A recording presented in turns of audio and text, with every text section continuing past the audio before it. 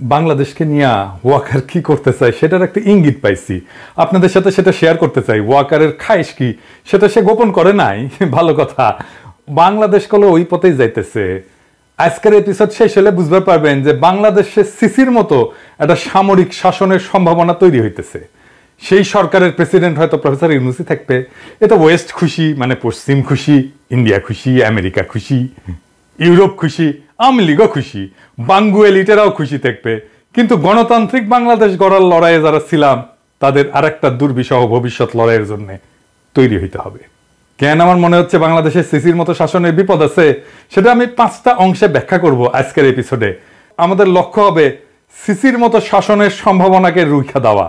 রাজনৈতিক দলগুলোর উচিত এই বিপদ সম্পর্কে ওয়াকিবহাল থাকা, এবং সেনা প্রধানেরও জানা উচিত আমরা সজাগ আছি, চেতন আছি, হওয়ার লয়।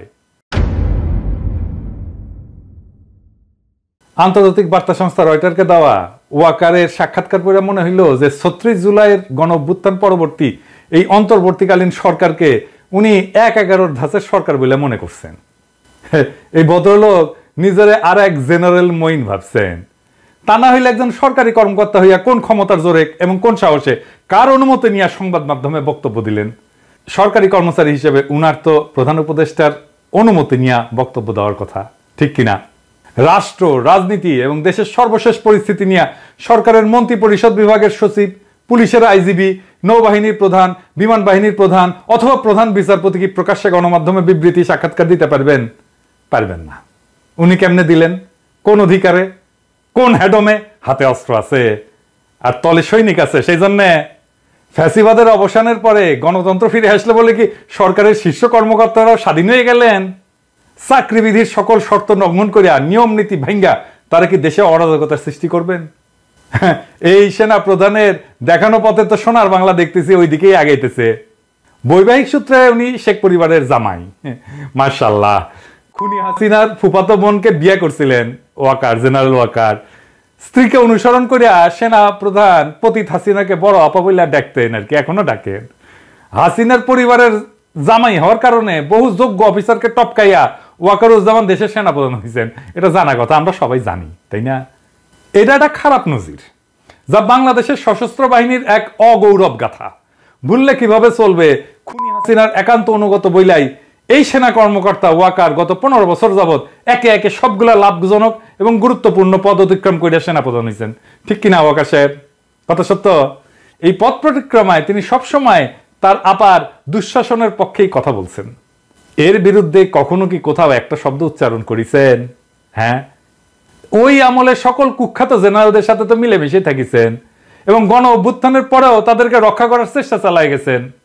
রাজনৈতিকভাবে ফ্যাসিজমের পক্ষে 15 বছর যাবৎ ব্যবহৃত এই সেনা কর্মকর্তা 36 জুলাই ছাত্র জনতার গণবিস্ফোরণের আগের এবং পরের অভিন্ন সেনা প্রধান, তাই তো? নাটকীয়ভাবে কি বদলে যেতে পারেন? পারেন না। বলেন দেখি, আজ রাজনৈতিক প্রভাবমুক্ত সশস্ত্র বাহিনীর মতলববাজি তত্ত্বের এই প্রবক্তা ভয়ঙ্কর স্বৈরাচারিণী খুনি হাসিনা 15 বছরের দুঃশাসন আমলে কখনো কি একবারের জন্য কোথাও এমন কিছু কইছেন? তখন সারাক্ষণই ব্যস্ত ছিলেন ওই শাসন ব্যবস্থা অব্যাহত রাখার কুৎসিত ব্রতে।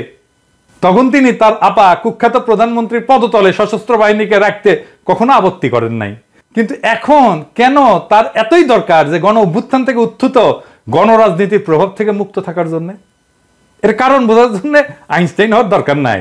ফ্যাসিজমের সকল সুযোগ সুবিধায় হুষ্টপুষ্ট হওয়া এমন সকল ব্যক্তি প্রতি দুঃশাসনের অভিন্ন অংশ ছিলেন, এটা আমরা ভুলে যাই নাই। জীবদ্দশায় তারা কখনোই বদলাবে না এবং বাংলাদেশে বসে সারাক্ষণই তাদের প্রভু ইন্ডিয়ার স্বার্থ রক্ষার মরণপট চেষ্টা চালায় যাবে। অব্যাহতভাবেই এসব চেষ্টা তারা চালাইতেছেন এবং এই অপচেষ্টা আরো শক্তিশালী করার জন্য বাংলাদেশ রাষ্ট্রের অর্থও এরা ব্যবহার করতেছেন। এই অফিসাররা দেশে বিদেশে নতুন এজেন্ট নিয়োগ করছেন এবং তাদের পক্ষে বয়ান বা কাহিনী তৈরি করার চেষ্টা চালাইতেছেন। হ্যাঁ, আমার পিছনে লেগে দিচ্ছেন অবশ্য অনেককেই, মাশাআল্লাহ। লাগান লাগান লাগান, দেখি কত লাগাইতে পারেন, কার কত বড় হেডম সেটা দেখা যাবে। লাগান না দেখি ওয়াকার সাহেব। দেশপ্রেমিক নাগরিকদের ভাবমূর্তি ক্ষুণ্ণ এবং ক্ষতিগ্রস্ত করার জন্য জোরে সোরে কাজও শুরু করছে। এই সমস্ত এর অশুভ ফলাফল স্বদেশবাসী অল্প কয়েকদিনের মধ্যে দেখতে পারবেন কলে। আমি কলে আগে থেকে কয়ে রাখলাম, তবে আমার পিছনে লেগে কিছু করবে পারবে না। লাগুক না, আমি তো চাই লাগে, লাগ দেখি কত ক্ষমতা। এবার আসেন দ্বিতীয় ইস্যুতে। ওয়াকার সাহেব ঘোষণা করলেন আগামী 18 মাসের মধ্যে সাধারণ নির্বাচন অনুষ্ঠিত হওয়া উচিত। বাহ, ভালো কথা। বাংলাদেশ সেনাবাহিনীর মাঝারি মানের এই অফিসার এককভাবে নিজের মতামত দিচ্ছেন বলে দেশপ্রেমিক তরুণ অফিসার এবং সৈনিকেরা কিন্তু মনে করে না। তরুণ অফিসার এবং সৈনিকেরা ওনারা আদ্যপান্ত জানেন, তাই মনে করেন ইন্ডিয়ার কুখ্যাত গোয়েন্দা সংস্থা র অথবা খুনি হাসিনার মতো কেউ তাকে পেছন থেকে নাচাইতেছে। আর একটা হইতে পারে উনি সবকিছু নায়ক হিসেবে নিজেকে জাহির করার লোভ সামলাইতে ব্যর্থ হইতেছেন, নাকি লোকটা নিজেকে জাতির সামনে একজন বিশ্বস্ত এবং গুরুত্বপূর্ণ ব্যক্তি হিসেবে আত্মপ্রকাশের চেষ্টা করতেছেন। ওই সাক্ষাৎকারটা যদি আপনারা পর্যালোচনা করেন নিবিড়ভাবে, তাহলে জরুরি কয়েকটা উপাদান কিন্তু পাওয়া যাবে। কি কি?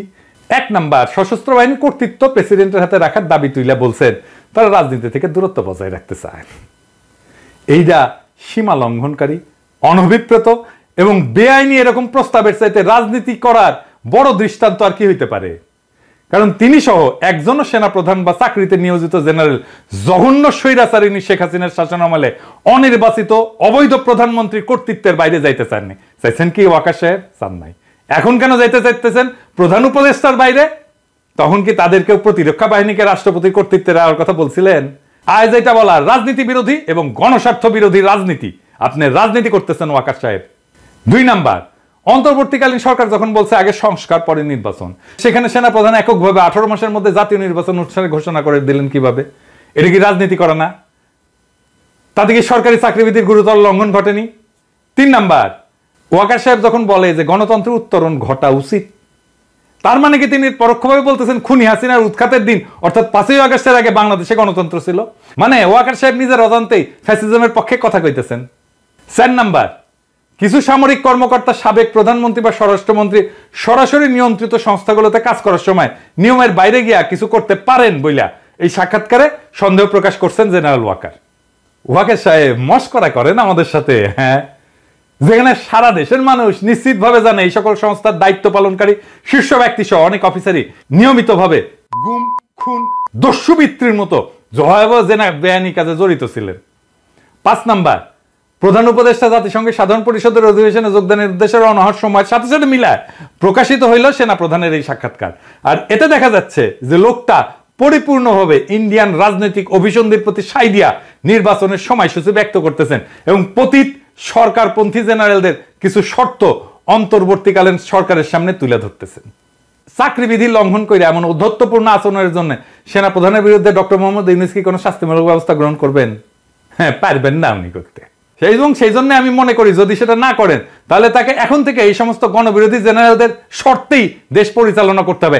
আমার প্রফেসর ইউনূসকে নিয়ে এইটা সবচেয়ে বড় অভিযোগ। কেন এটা আমি আবার বলবো, আবার আরো ব্যাখ্যা করে বলবো যে প্রফেসর ইউনূস সেনাবাহিনীর এই দুর্বৃত্তগুলো ইচ্ছা অনুসারে দেশ চালাইতেছে। বিএনপি, জামাত, বৈষম্য বিরোধী ছাত্র আন্দোলন সহ গণ অভ্যুত্থানে অংশগ্রহণকারী সকল দল, সংস্থা এবং পক্ষকে এই নতুন বাস্তবতা কিন্তু বুঝতে হবে এবং এর বিরুদ্ধে ঐক্যবদ্ধভাবে রুখে দাঁড়াইতে হবে। আর তা না করতে পারলে ভিন্ন রূপে ডেলে সাজানো ফ্যাসিবাদের নবছায়া গণতন্ত্র শূন্যতা, অধিকারহীনতার মধ্যে ইন্ডিয়ার কর্তৃত্বের অধীনে বসবাস করতে হবে। আমি বলে রাখলাম, লিখে রাখতে পারেন। এইবার আসেন তৃতীয় ইস্যুতে। ওয়াকার সাহেব যখন নিজের এখতিয়ারের বাইরে বিষয় নিয়ে নিয়ম নীতির সকল সীমা লঙ্ঘন করে কথা বলেন, দেখা যাচ্ছে আমাদের মিডিয়া তখন তা তুলে ধরতে ভয় বা লজ্জা পাইতেছে। লজ্জা নারীর ভূষণ এবং প্রথম আলো, ডেইলি স্টারের ভূষণ। কিন্তু এটা কেন হবে? গণমাধ্যম কি এখনো খুনি হাসিনার শাসনামলে গড়ে ওঠা ভীতির পুরানো মানসিকতার রাজত্বে বসবাস করতেছেন, নাকি তারা জেনারেল ওয়াকারকে খুনি হাসিনার বনজামাই ভাইবা এখনো সন্ত্রস্ত থাকে, তাকে সমীহ করে? আচ্ছা, আর একটা জিনিস বলি, আপনারা বলেন তো দেখি, জেনারেল ওয়াকার সামরিক বাহিনী সম্পর্কিত কমান্ড, নিয়ন্ত্রণ কাঠামো এবং নিয়ম নীতি সম্পর্কে কি অবগত না? যদি তা না হইয়া থাকে তাহলে কিভাবে তিনি ডিজিএফআই, এনএসআই, এনটিএমসি এইগুলোর মতো সংগঠনগুলোতে নিজের নিয়ন্ত্রণে নিলেন? নিজের নিয়ন্ত্রণে নিছেন এরা জানেন তো? আদতে এগুলোর নিয়ন্ত্রণ প্রধান উপদেষ্টার হাতে থাকার কথা। তো প্রফেসর ইউনূসকে অতিরিক্ত কাদের বোঝা মনে করে এগুলোর দায়িত্ব সেনা প্রধানকে সামলাইতে দিচ্ছেন। শুধু তাই না, ডিজি, বিজিবি, ডিজি আনসার, র্যাবের অফিসাররা কেন স্বরাষ্ট্র উপদেষ্টাকে টপকায় বা উপেক্ষা করে সেনা প্রধানের কাছ থেকে নির্দেশ নিতেছেন জানেন নাকি? এটা কিন্তু হইতেছে দাপ্তরিকভাবে মূল বস প্রধান উপদেষ্টা হওয়ার পরেও সশস্ত্র বাহিনী বিভাগের প্রিন্সিপাল স্টাফ অফিসার কেন সেনা প্রধানের কাছ থেকে সিদ্ধান্ত নেন? প্রধানমন্ত্রী বা প্রধান উপদেষ্টার পরিবর্তে রাষ্ট্রপতির হাতে সশস্ত্র বাহিনীর দায়িত্ব রাখার পরামর্শ দেওয়ার ক্ষমতা জেনারেল ওয়াকারকে কে দিছে? তিনি কি সংবিধান সংস্কারের জন্য গঠিত কমিশনকে প্রচ্ছন্নভাবে দিক নির্দেশনা বা হুকুম দিতেছেন? দেখা যাক আমাদের সেই প্রবাসী পণ্ডিত আলী রিয়াজ কার সাথে আপোষ করেন, কাকে ভয় পান এবং কার ইঙ্গিতে উঠবস করেন দেখবনি আমরা। বর্তমানে এটা স্পষ্ট যে সশস্ত্র বাহিনীর উপরে প্রফেসর ইউনূসের কোনো নিয়ন্ত্রণ নাই। আমার এইটা চিন্তা, এবং আমি প্রফেসর ইউনূসকে প্রথম থেকে বলে আসতেছি, আপনার নিয়ন্ত্রণ নিরঙ্কুশ করেন, আমরা সমর্থন দেব বলে আসছি কিন্তু। এবং এটার ফলেই জেনারেল ওয়াকার প্রকাশ্যে এসে অনবরত বিভিন্ন বিতর্কিত বিবৃতি দিচ্ছে, ফলে পরিস্থিতি ক্রমশই ঘোলাটে হচ্ছে। রয়টার্সের সঙ্গে জেনারেল ওয়াকারের সাক্ষাৎকারে যে চিন্তাটা জনমনে সবচেয়ে বেশি ধাক্কা দিছে তা হইল রাষ্ট্রপতি এবং প্রধানমন্ত্রীর ক্ষমতার ভারসাম্য রাখা এবং সশস্ত্র বাহিনী রাষ্ট্রপতির অধীনে থাকা। কল্পনা করেন, সশস্ত্র বাহিনীর নিয়ন্ত্রণ গণতান্ত্রিক ধারায় অবাধ এবং সুষ্ঠু নিরপেক্ষভাবে নির্বাচিত সরকারের অধীনে নাই, আছে একজন মনোনীত রাষ্ট্রপতির হাতে, চুপ্পুর মতো লোকের হাতে।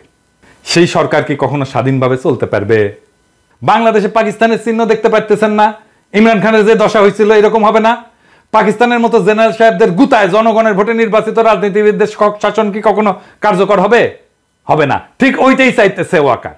আমাদের মতে এটা ভীষণ বিপজ্জনক একটা প্রস্তাব। আপনি মহা অন্যায় করছেন ওয়াকার সাহেব এই প্রস্তাব দিয়া। আপনি ভাইবেন না আপনার চালাকি আমরা ধরতে পারবো না। আপনার ডালে ডালে চলেন, আমরা পাতায় পাতায় চলি।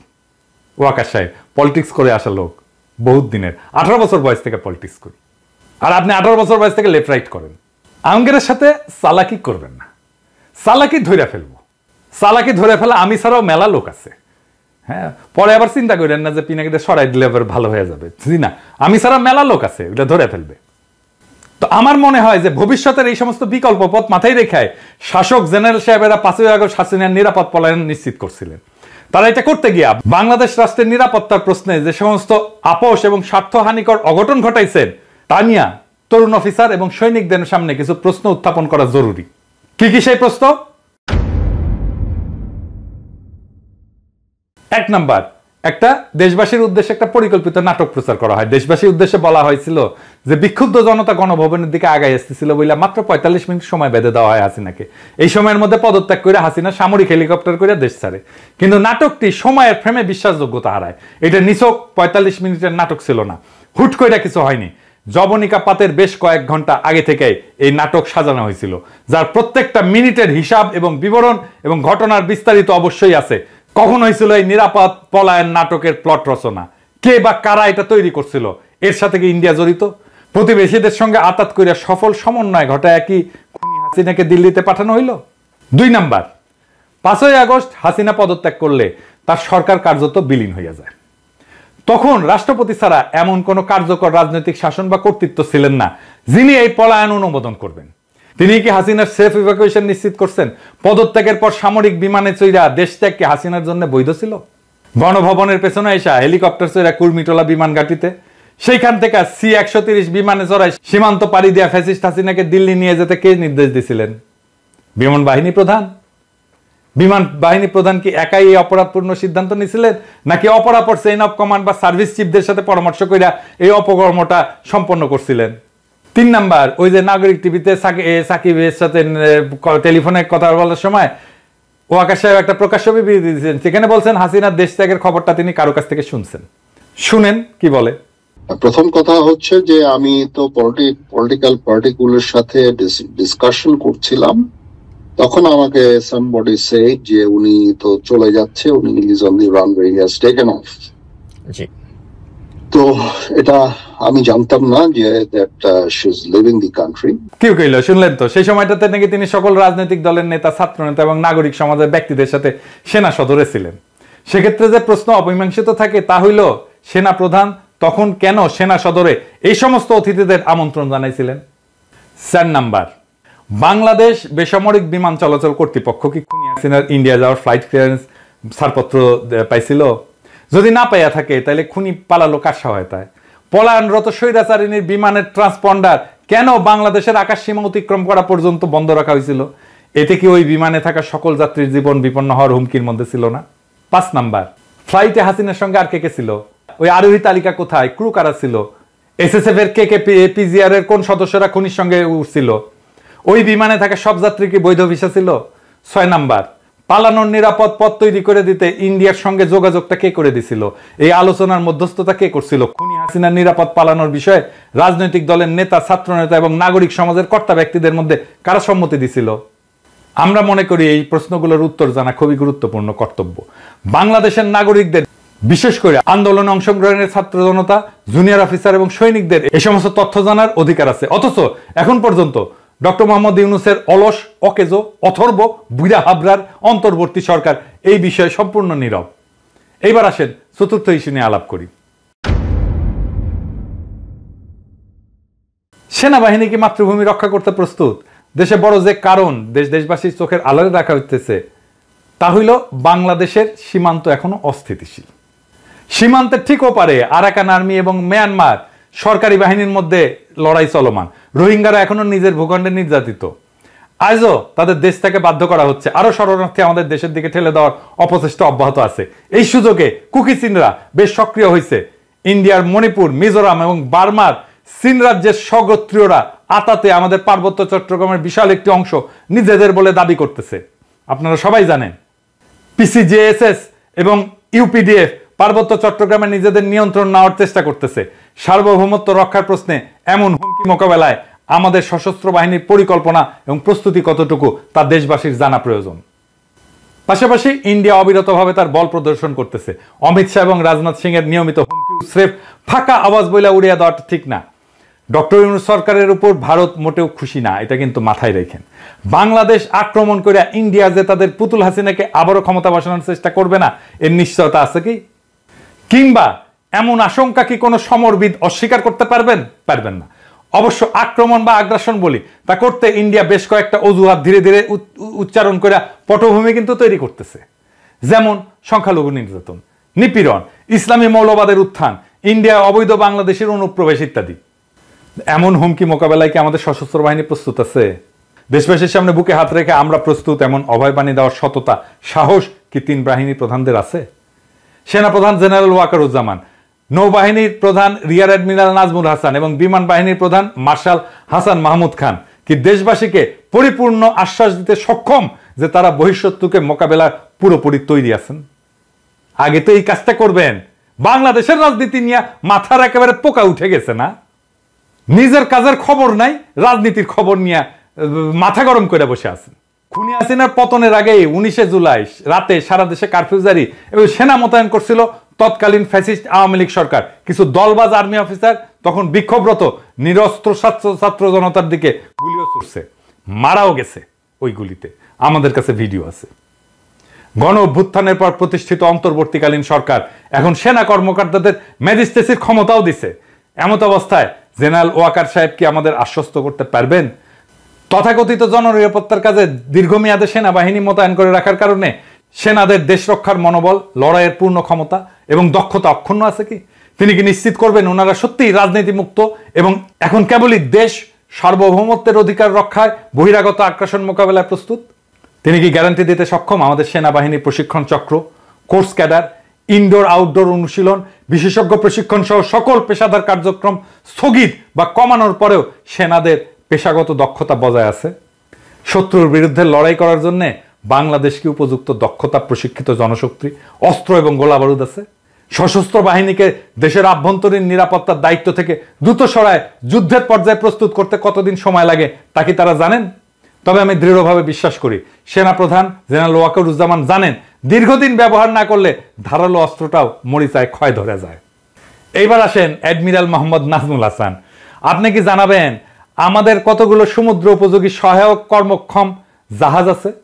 কয়টা কর্মক্ষমতার বাইরে আছে? কি যথেষ্ট অস্ত্র, গোলা বারুদ বা যুদ্ধের রসদ?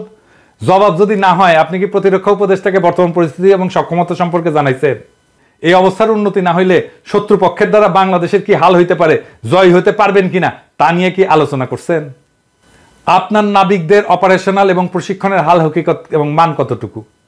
নৌপ্রধানকেই নিশ্চিত করতে হবে আমাদের সমুদ্র সীমা লঙ্ঘিত হইলে তারা দ্রুত সময়ের মধ্যে ব্যবস্থা নেবেন। ওই যে মনে আছে না, সেন্ট মার্টিন দ্বীপে বার্মান নৌবাহিনী 7 দিন ধরে গুলি বর্ষণ করার পর সেখানে নৌবাহিনীর জাহাজ পৌঁছেছিল 7 দিন পরে। এটা কিন্তু দেশবাসী জানে।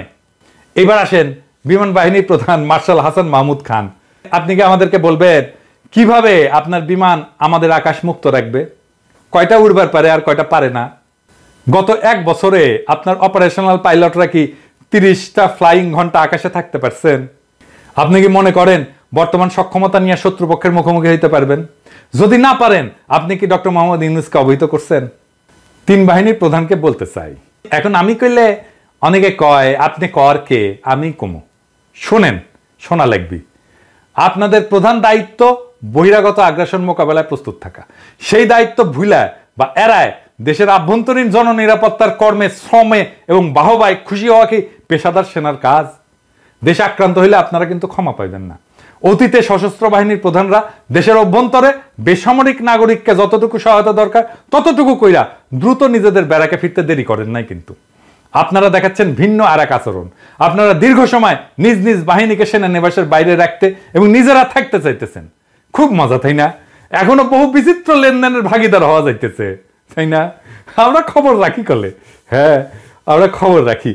নেহায়েত ভদ্রতা কইরা কই না, নেহায়েত ভদ্রতা কইরা কই না। আমি কলে কইছিলাম কয়েকজনের আমল নামা কিন্তু প্রকাশ করে দেব, এখনো করি নাই, হাতে রাখিছি। সবকিছু দেখাই দিলে তো সবই শেষ, তাই না? তরুণ অফিসার এবং সৈনিকদের আমি বলি, আপনারা নিশ্চয়ই জানেন, তারপরেও বলি, বেসামরিক নাগরিকদের সাথে মিশে যাওয়া এবং তাদের সাথে বাধাবন্ধনহীন ভালো মন্দের গণ আচরণে সংক্রমিত হইয়া অতীতে একাধিকবার সেনাবাহিনীর ইমেজ সংকট কিন্তু দেখা দিছে। এবারও তেমন একটা কিছু কিন্তু ঘটতে যাইতেছে। অকার্যকর পুলিশে অজুহাত ব্যবহার করা হইতেছে সেনাবাহিনীকে অনির্দিষ্টকালের জন্য মোতায়েন রাখার অভিপ্রায় থেকে, যা মেনে নেওয়া কিন্তু যায় না।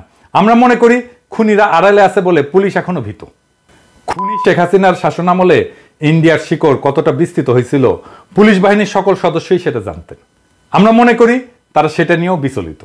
যতদিন দেশের অভ্যন্তরে জননিরাপত্তার কাজে সেনাবাহিনী মোতায়েন থাকবে ততদিন পুলিশ নিজের পায়ে দাঁড়াইতে পারবে না, তারা গা ছাড়া দিয়া থাকবে। তারা একটু গুছায় ওঠা মাত্রই সেনাবাহিনীকে নিজেদের কাছে ফিরাই নিয়ে যেতে হবে।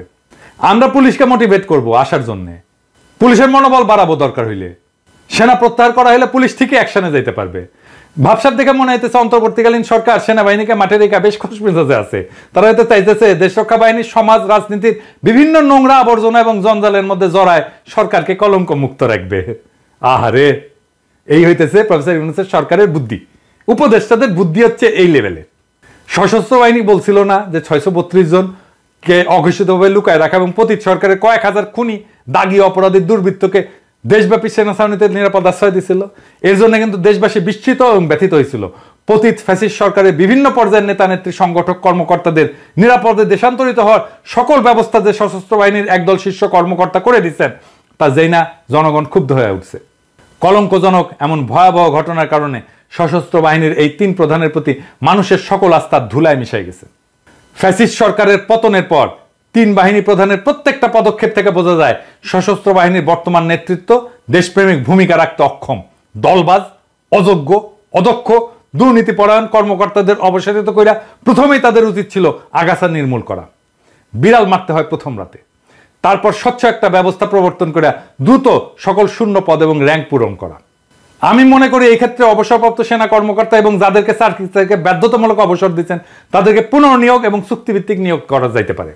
কিন্তু দুঃখজনকভাবে 3 বাহিনীতে দেখা যাচ্ছে ফ্যাসিস্ট শাসনের অনুগামী অফিসারদেরকে এখনো সব পদে বহাল রাখা হয়েছে এবং অনেককে পদোন্নতিও দেওয়া হচ্ছে। অতি দ্রুত এই সমস্ত বন্ধ কইরা এর বিপরীত ধাতা প্রবাহিত যদি না হয় তাহলে যা চলতেছে তার রুখে দাঁড়াইতে হবে তরুণ অফিসার এবং সৈনিকদেরকে। আপনারা আমাদেরকে পাশে পাবেন, জনতাকে আপনাদের পাশে পাবেন, আমরা সে ব্যবস্থা করব। এবার আসেন প্রফেসর ইউনূসের প্রসঙ্গ।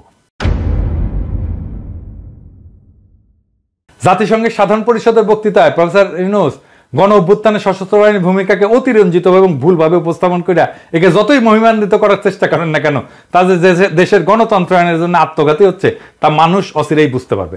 প্রফেসর ইউনূসের এটা একটা দোষ, বড় দোষ।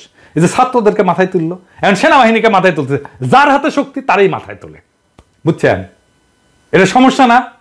আরে নেতা সে, তারে মাথায় তুলছে মানুষ, সে আর একজনকে মাথায় তুলতেছে যা দেখে কার হাতে শক্তি আছে। ও ওর হাতে শক্তি, ছাত্রদের হাতে, ছাত্রের মাথায় তোলো। ও সেনাবাহিনীর হাতে অস্ত্র আছে, সেনাবাহিনীর মাথায় তোলো। এরপরে দেখবে র্যাবের হাতে আসছে, র্যাবের মাথায় তোলো। এই করতে থাকবে।